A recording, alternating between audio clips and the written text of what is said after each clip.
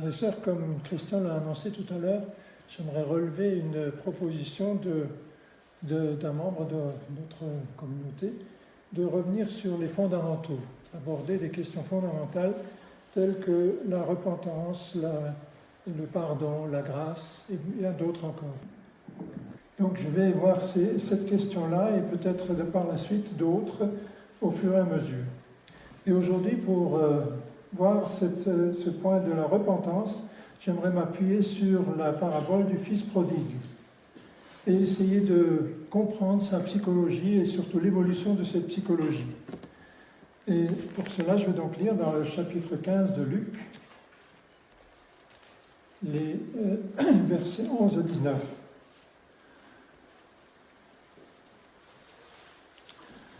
Un homme avait 2 fils.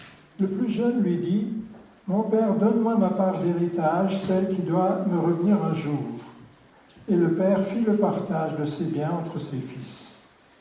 Quelques jours plus tard, le cadet vendit tout ce qu'il avait reçu et s'en alla dans un pays lointain. Là, il gaspilla sa fortune en menant grande vie. Quand il eut tout dépensé, une grande famine survint dans ce pays, et il commença à manquer du nécessaire. Alors il alla se faire embaucher par l'un des propriétaires de la contrée. Celui-ci l'envoya dans les champs garder les porcs. Le jeune homme aurait bien voulu apaiser sa faim avec les caroubes que mangeaient les bêtes, mais personne ne lui en donnait. Alors il se mit à réfléchir sur lui-même et se dit : « Tous les ouvriers de mon père peuvent manger autant qu'ils veulent, alors que moi, je suis ici à mourir de faim. Je vais me mettre en route. J'irai trouver mon père. Je lui dirai : Mon père, j'ai péché contre Dieu et contre toi. Je ne mérite plus d'être considéré comme l'un de tes fils. Accepte-moi comme un de tes ouvriers. » La grande idée, c'est partir. Et quel adolescent ne vibre pas quand il entend cette idée ? Quitter enfin le cadre familier, trop familier peut-être, trop étroit, pour laisser tomber la routine et partir, et voir autre chose. Et non pas simplement juste une centaine de kilomètres, mais souvent c'est 5000 ou peut-être même 10 000 pour vraiment faire une coupure. Et ainsi, commencer quelque chose de nouveau, de tout à fait différent, quelque chose qui soit beau et qui surtout ait un sens. Montrer qu'on est capable de faire quelque chose d'original, quelque chose de personnel, et surtout si on a la chance d'avoir fait quelques études. La fortune sourit aux audacieux, vous connaissez le proverbe. Mais c'est que justement, pour pouvoir commencer, il faut un petit peu de fortune. Et heureusement, pour le cas de notre garçon, eh bien, son père a un peu de bien. Et il n'y a qu'un seul frère pour partager. Alors naturellement, c'est un peu gênant quand même d'enterrer son père avant sa mort. Et puis de réduire les capacités, les possibilités de travail du frère par ce partage. Mais de toute façon, que voulez-vous, ça devait arriver un jour. Et puis voilà, maintenant allons-y. Et c'est cette solution-là, ou alors la fin de tout rêve d'avenir. En fait, de rêve, c'est peut-être moi qui rêve en ce moment, parce que je ne fais pas du tout le portrait de ce garçon. Ce n'est pas du tout cela. C'est vrai qu'il existe une belle jeunesse qui est dynamique, qui est entreprenante, qui n'a pas peur de se dépenser et d'affronter des obstacles, et qui serait prête aussi à payer le prix pour les surmonter. Et peut-être aussi pour montrer ensuite ce qu'il a réussi à réaliser. Mais notre cadet, lui, ne fait pas partie de cette catégorie. Il avance, mais non pas malgré les difficultés pour lui, eh bien, il est plutôt installé dans les avantages acquis. Il est né du bon côté. Et il n'est pas porté sur le risque, les défis à affronter et à surmonter. Sa règle de vie est un genre tout à fait différent, mais très actuel. Très actuel en ce sens que, eh bien, il faut, pour employer un verbe qu'on entend beaucoup, en profiter. Il faut s'en payer tout ce qu'on peut, et puis ne pas rater les occasions. En profiter sans scrupule, mais tout de même avec les biens des autres. Qu'est-ce qui me permet d'affirmer cela? Eh bien, c'est le verset 13 de notre récit. Voyez ce que ça donne. Quelques jours plus tard, le cadet vendit tout ce qu'il avait reçu et s'en alla dans un pays lointain. Et là, il gaspilla sa fortune en menant grande vie. Mener grande vie. Que fait-il de ce pactole? Quel est le palmarès de ces grandes réalisations? C'est vrai qu'il peut aligner un certain nombre de conquêtes féminines qui ont été facilitées par tout l'argent qu'il avait. Et maintenant, malheureusement, la bourse devient toujours plus plate d'un jour à l'autre. Et quelle énergie, quelle créativité, quelle endurance a-t-il fallu dépenser pour cela? Simplement, se laisser glisser un peu plus chaque jour sur la pente facile du laisser aller, sans réfléchir, sans même se rendre compte qu'en fait il était en train de glisser. Chaque jour un peu plus bas, sur la pente naturelle de la facilité, du compromis avec sa conscience, et de la cajolerie de son ego, comme seule référence. La Bible appelle cela le péché. Et voilà, le grand mot lâcher. Est-ce que c'est vraiment si grave? Est-ce que ce n'est pas ce que font beaucoup de gens, beaucoup de jeunes en particulier? Mais si je me permets d'employer ce mot-là, c'est que justement lui-même l'emploie un peu plus loin. Verset 21, il dit « J'ai péché contre Dieu et contre toi ». Il dit cela à son Père. Et dans ce contexte, eh bien, je dirais plutôt peut-être que c'est contre Dieu et contre lui-même. Il faut bien remarquer que pour ce garçon, ni l'Éternel ni le prochain n'a pour l'instant d'influence, il n'a même pas d'existence. Et son père, eh bien, n'existe que parce que ça lui donne la chance d'un héritage. Et son frère, eh bien, malheureusement, existe aussi, ça fera que l'héritage, il faudra le partager en deux. Rappelons-nous que toute personne, dès sa naissance, reçoit un capital à faire valoir, des moyens à honorer et des moyens pour glorifier son Créateur et servir aussi à quelque chose dans la vie, c'est-à-dire faciliter peut-être, réjouir, aider et faire du bien au prochain. Mais lui ne sert qu'une seule personne, c'est moi. C'est selon la règle du moindre effort. Et alors qu'à la fin de cette vie, quel pourra être le bilan qu'il va présenter lors du grand rendez-vous final? Eh bien, ce sera à peu près rien. Et il n'aura même pas le moyen de cacher les souillures dont il s'est couvert. Là, il ressemble à beaucoup de nos contemporains qui savent bien et ne nient pas que Dieu existe. Mais à partir de là, et au-delà de cela, bien, c'est l'indifférence indolente, sauf peut-être à lui reprocher les choses qui ne vont pas dans ce monde. Ils ne se voient pas comme des créatures de Dieu, et plutôt comme des créatures du hasard. Et vous savez bien, le hasard, lui, n'édicte pas de règles morales. Alors le bien, c'est ce qui m'arrange, et le mal, c'est ce qui me dérange. Tout ça dans la pratique quotidienne de la pente naturelle, de l'ego roi. Le défaut de beaucoup de rêves, comme aussi de celui de ce garçon, c'est que brutalement ça peut se terminer. Et alors pour lui, eh bien, il se retrouve non seulement dans la ruine, mais aussi dans la famine. Curieusement, il découvre que là, la famine existe. Peut-être que simplement, elle existait déjà, mais elle était cachée par l'argent qu'il avait.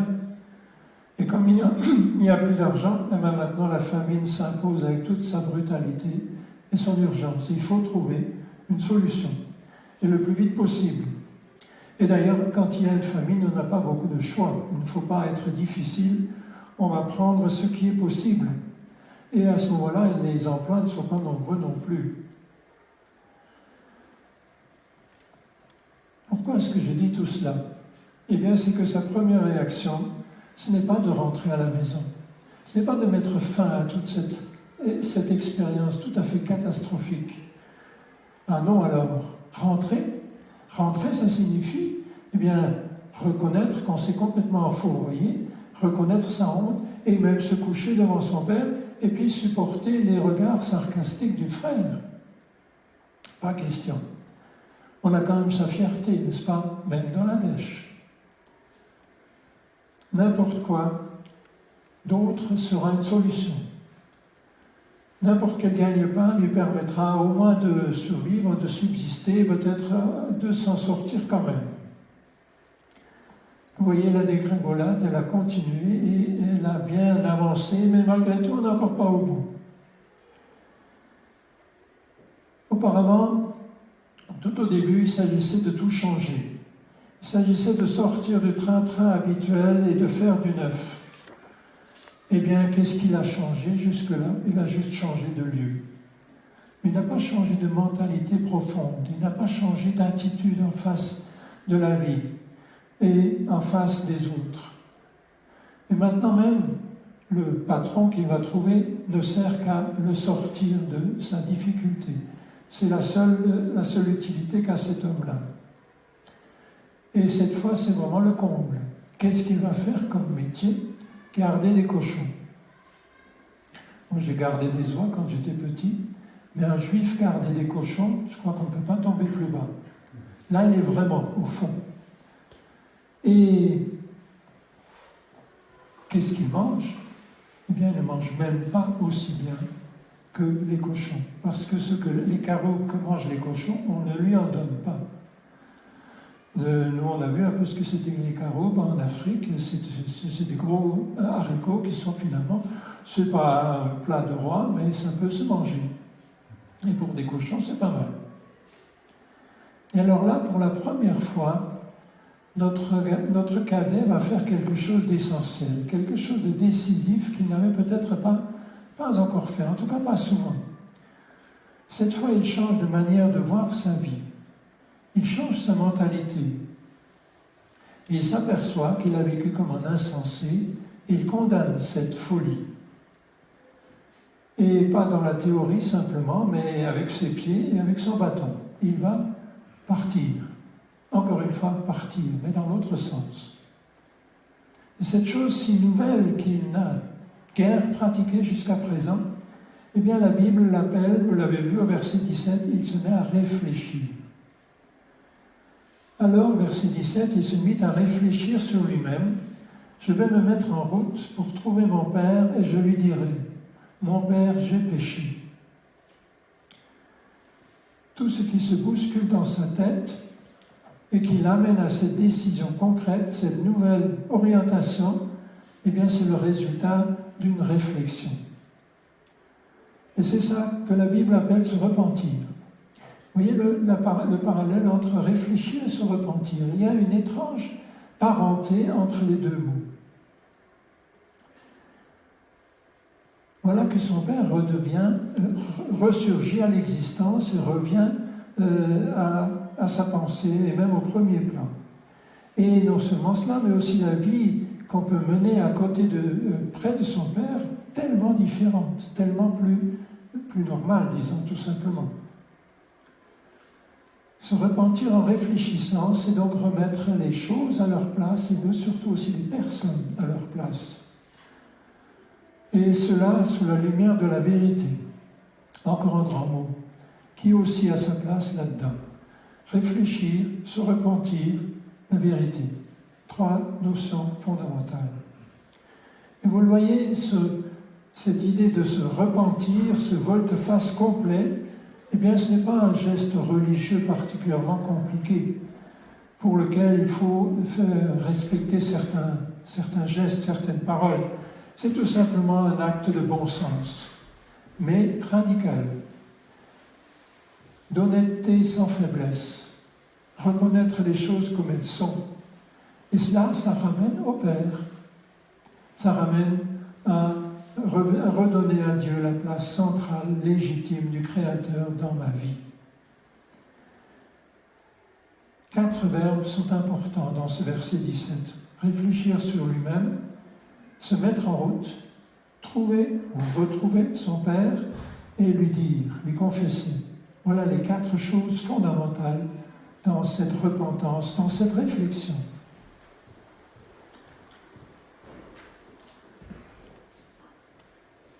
On appelle à ce moment-là chat ce qui est un chat. On appelle imbécile ou malfaiteur celui qui s'est comporté comme un imbécile ou comme un malfaiteur, sans avoir peur d'utiliser les mots qu'il faut, sans rien enjoliver, sans rien cacher, pour la simple raison que tout ce que l'on va confesser, eh bien, le Père va le pardonner.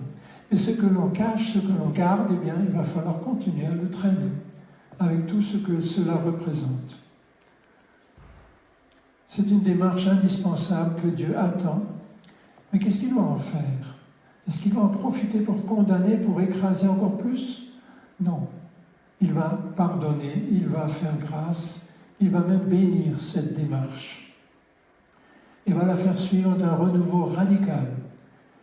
Radical lui aussi. Mais le renouveau est à ce prix-là, au prix de cette honnêteté du retour sur soi-même. Et arrivé à ce stade-là, ce garçon-là n'a plus rien à faire valoir. Il ne compte même plus que sur la compassion de son père. Peut-être que son père l'acceptera quand même encore comme ouvrier. Mais ce n'est qu'un souhait, un espoir. Et là, il va avoir une surprise énorme. Il va découvrir ce que c'est que la grâce et le pardon. La clé qui ouvre la voie à ce renouveau, c'est la repentance, déclenchée par une réflexion honnête et qui ne prend pas de gants sur soi-même. Et permettez-moi d'insister sur ce point-là. Et cette réflexion, eh bien, nous faut aussi la tenir et y revenir nous-mêmes en tant que chrétiens régulièrement. Ça a été évoqué tout à l'heure dans la prière. Nous aussi, nous avons besoin toujours à nouveau de remettre Dieu à sa place, au centre de notre vie. Et peut-être aussi remettre la vérité à sa place. Ce qui fait que nous avons aussi besoin, en tant que chrétiens, de nous repentir. Réfléchir n'est pas un verbe très fréquent dans la Bible. J'ai vérifié, j'en ai trouvé à peu près une 12. Mais chaque fois que ce mot apparaît dans la Bible, c'est quelque chose de particulièrement important. Et ça entraîne une sorte de tournant, de revirement. Juste un exemple. Vous avez certainement déjà souvent lu ce verset de Romains 1:20 à propos de l'existence de Dieu. Depuis la création du monde, les perfections invisibles de Dieu, sa puissance éternelle, sa divinité, se voient dans ses œuvres, quand on y réfléchit. C'est-à-dire quand on regarde la réalité en face avec ce qu'elle signifie, sans vouloir y mettre une idéologie quelconque. Et il y a une idéologie très fameuse aujourd'hui qui empêche une réflexion honnête et objective. Ce n'est pas un mot à la mode, réfléchir. Les systèmes politiques préfèrent de loin qu'on accepte le prêt-à-penser tout cuit. Il y a même une certaine religion qui considère comme un péché le fait de poser une question critique à son égard. Réfléchir dans le sens de la repentance, c'est bien se reprendre sa vie en main, mais pour la remettre entre les mains du Créateur. La replacer là où elle pourra véritablement s'épanouir, entre les mains du Créateur. Avouer le fiasco de ma manière de penser et de vivre, et avouer que ce fiasco, eh bien, c'est dû à mon égoïsme, dû à ma volonté d'indépendance. Et ça, naturellement, c'est plutôt désagréable. Aussi désagréable qu'une opération chirurgicale. Mais quand il faut y passer, eh bien, il faut y passer, et après, il y a de nouveau un espoir. On trouve alors un Dieu compatissant, Un Dieu prêt à pardonner, à restaurer, et même beaucoup plus à faire alliance avec nous pour cette vie et même pour toute la vie éternelle. Alors ça vaut vraiment la peine de passer par ce moment difficile d'honnêteté et de vérité envers soi-même. Ne pas éviter cette démarche d'honnêteté, ne pas la cacher par un prétexte quelconque qui permet d'aller, peut-être de repousser cela, mais aller au-devant du grand rendez-vous final où on trouvera le Dieu infiniment juste et vrai. Ça, c'est autrement plus difficile à affronter. C'est même complètement impensable. Alors, pour reprendre ce que nous dit l'auteur des Hébreux, en conclusion, il dit ceci: Ainsi donc, pendant que la promesse d'entrer dans le repos de Dieu est toujours en vigueur, craignons que l'un d'entre vous ne se trouve coupable d'être resté en arrière. Approchons-nous donc du trône de la grâce avec une pleine assurance. Là, Dieu nous accordera sa bonté et nous donnera sa grâce. Hébreux 4. Je vous propose de prier. Oui, Seigneur, même aussi bien au début de ma vie chrétienne qu'aujourd'hui, je n'ai rien à faire valoir, sinon ton amour, sinon ta grâce, sinon toute ta patience et ce que tu es comme Père. Et je te loue, Seigneur, de ce que nous pouvons toujours revenir à toi en sachant que nous trouverons la grâce de notre Père Céleste pour nous relever, pour nous permettre de continuer, pour nous pardonner, nous purifier aussi et faire en sorte que notre avenir soit de plus en plus confirmé par ton œuvre dans notre vie.